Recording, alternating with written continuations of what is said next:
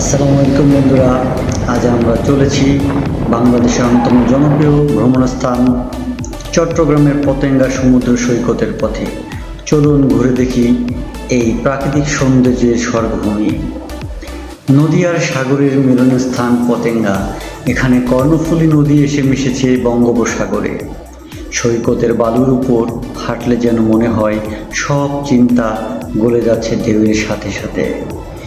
পতেঙ্গায় আপনি পাবেন ঘোড়ার গাড়ি চড়ার মজা, রোড সাইডে চটপটি, ফুচকা আর শুটকি ভর্তা খাওয়ার এক অনন্য স্বাদ। সূর্যাস্তের সময় এখানে যেন এক আলাদা জাদুর পরশ মেলে। সূর্যের শেষ আলো যখন সাগরে মিশে যায়, তখন পুরো আকাশ লাল রঙে রঙিন হয়ে ওঠে। পতেঙ্গা শুধু একটি সমুদ্র সৈকত নয়, এটি আমাদের ভালোবাসার এক টুকরো স্মৃতি।